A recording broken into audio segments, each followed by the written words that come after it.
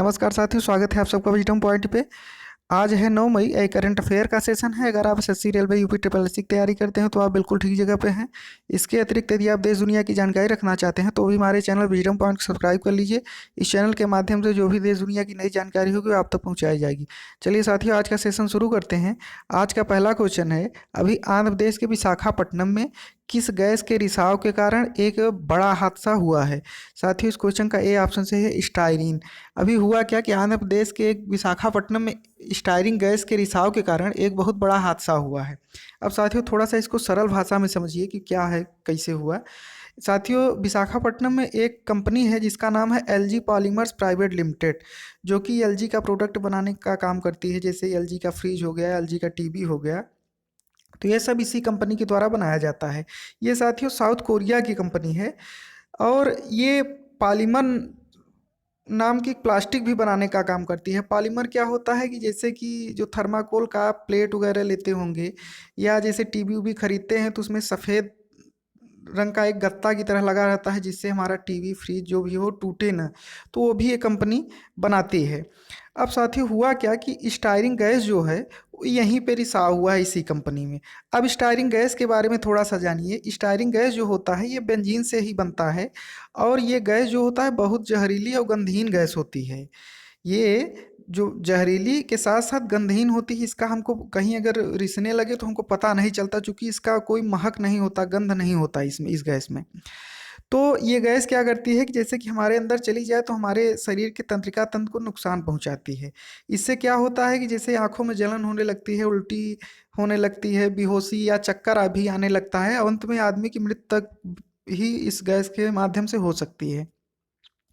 तो साथियों, इसी गैस का रिसाव अभी विशाखापट्टनम में हुआ है। तो उम्मीद है साथियों ये आपको अच्छे से समझ में आ गया होगा। अब अगले क्वेश्चन पे क्वेश्चन नंबर 2 है, अभी मुस्तफ़ा अल कदीमी किस देश के नए प्रधानमंत्री के रूप में नियुक्त किए गए हैं। अब साथियों, थोड़ा सा ध्यान देने वाली बात है कि बने नहीं हैं, नियुक्त किए गए हैं। तो इस क्वेश्चन का ए ऑप्शन सही है, इराक। अभी हुआ क्या कि मुस्तफ़ा अल कदीमी ये इराक के नए प्रधानमंत्री के रूप में नियुक्त किए गए हैं। इसके पहले वहाँ पे कौन प्रधानमंत्री था? इसके पहले आदिल अल महदी का ये स्थान ले रहे हैं। इसके पहले आदिल अल महदी वहाँ के प्रधानमंत्री थे। अब साथियों, थोड़ा सा इसको भी सरल भाषा में समझिए कि ये नियुक्त वाला कैसे प्रोग्राम वहाँ पे चला। सन 2005 में जब यूएसए की सेना और वहाँ के लोग मिलकर के संविधान बनाए, तो उसमें संविधान में बाकायदे लिखा गया है कि अगर इराक की पार्लियामेंट जिसे भी चाहे वहाँ का प्रधानमंत्री नियुक्त कर सकती है। तो 2005 से ही ये चला आ रहा है। यहाँ के संविधान में बाकायदे लिखा गया है कि वहाँ की पार्लियामेंट जिसको भी चाहे प्रधानमंत्री नियुक्त कर सकती है। अब बात इनकी आती है मुस्तफ़ा अल कदीमी की।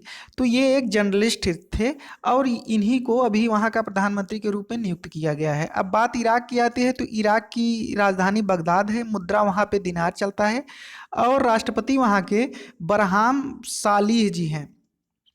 अब अगले क्वेश्चन पे चलते हैं।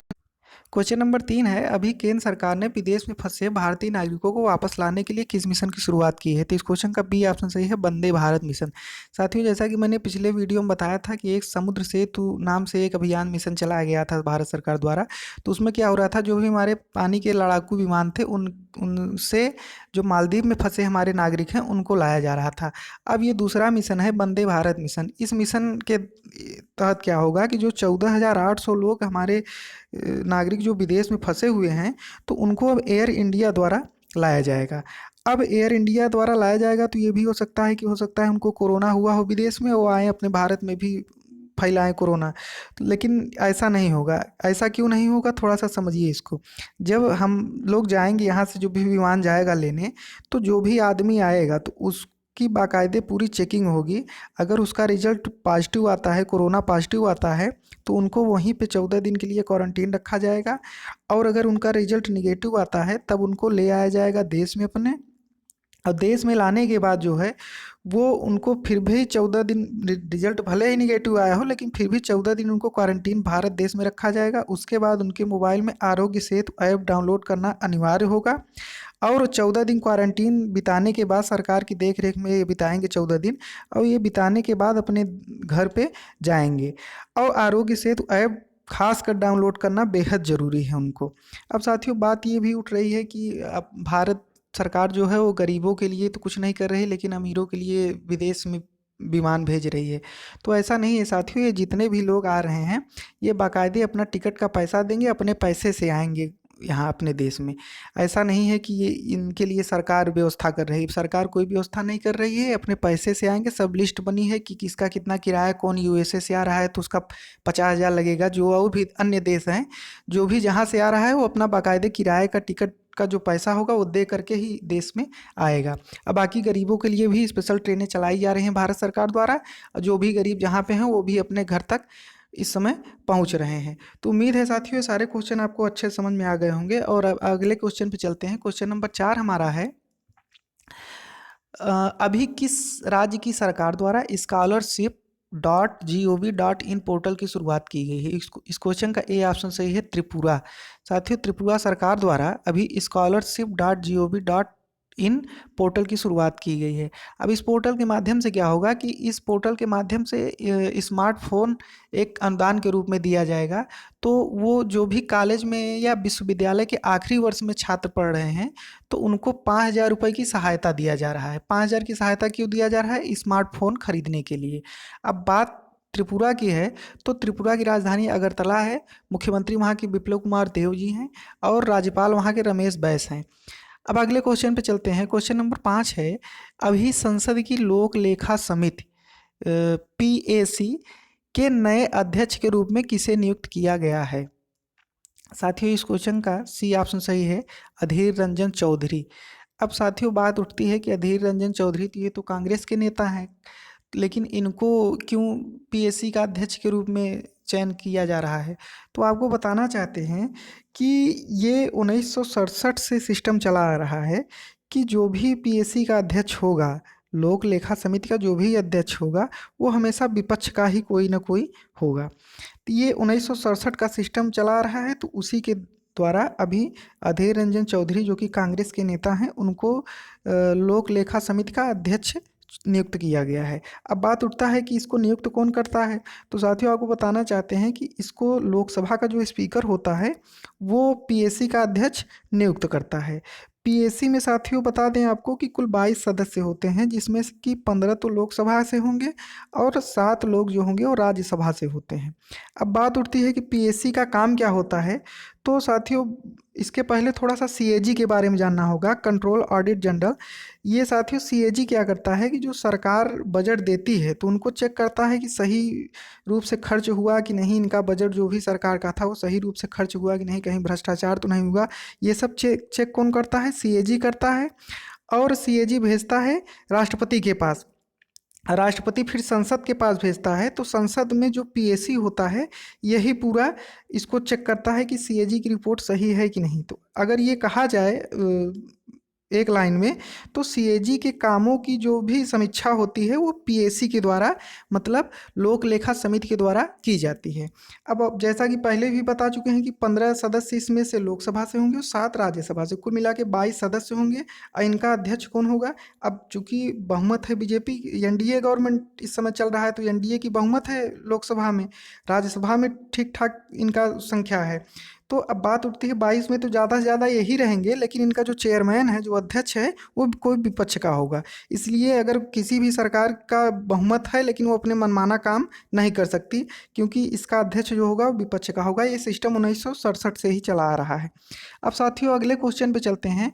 क्वेश्चन नंबर 6 है, अभी सीमा सड़क संगठन BRO ने अपना 60वां स्थापना दिवस कब मनाया? इस क्वेश्चन का ए ऑप्शन सही है, 7 मई।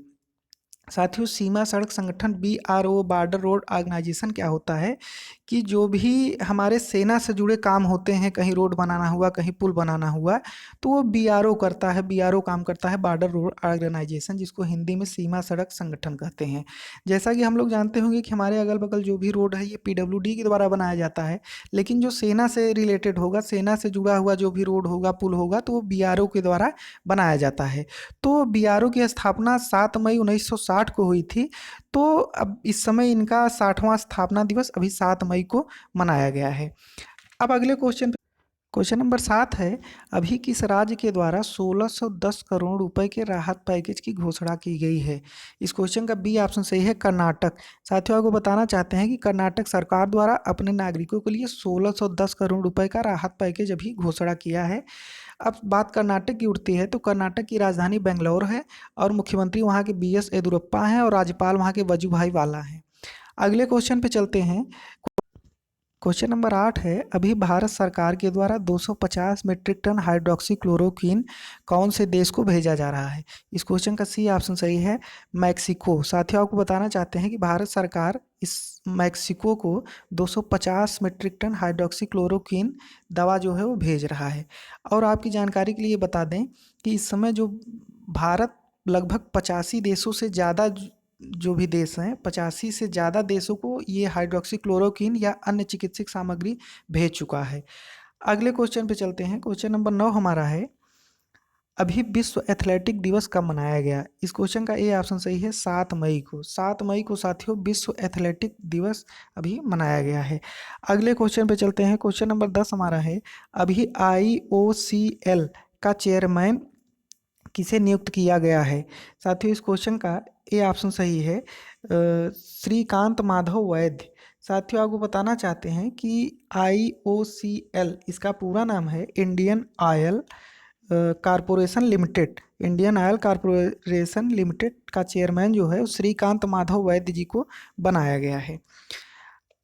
अब अगले क्वेश्चन पे चलते हैं। क्वेश्चन नंबर 11 है, अभी किस टेनिस खिलाड़ी को भ्रष्टाचार के आरोप में टेनिस इंटीग्रिटी यूनिट द्वारा प्रतिबंध लगाया गया है? इस क्वेश्चन का ये ऑप्शन सही है, यूसुफ होसम। साथ ही यूसुफ होसम जो हैं, इन पर अभी टेनिस इंटीग्रिटी यूनिट द्वारा प्रतिबंध लगा दिया गया है भ्रष्टाचार के आरोप में, कि आप ये टेनिस खेल नहीं खेल सकते। अब साथियों, इन पे केस क्या लगा है? इन पे केस लगा है मैच फिक्सिंग का, और दूसरे प्लेयर जो हैं उनको भी दबाव बना रहे थे कि आप सही से मत खेलिए, दबाव में उनको माने खेलने के लिए बोल रहे थे, और भी कई सारे केसेस हैं। तो इनको सब देखते हुए इन पर भ्रष्टाचार का आरोप लगा है और इन पे आजीवन प्रतिबंध लगा दिया गया है। उम्मीद है साथियों सारे क्वेश्चन आपको समझ में आ गए होंगे। अगर ये वीडियो अच्छा लगा हो तो लाइक करके शेयर अपने दोस्तों के साथ ज़रूर करिएगा। चलिए, धन्यवाद।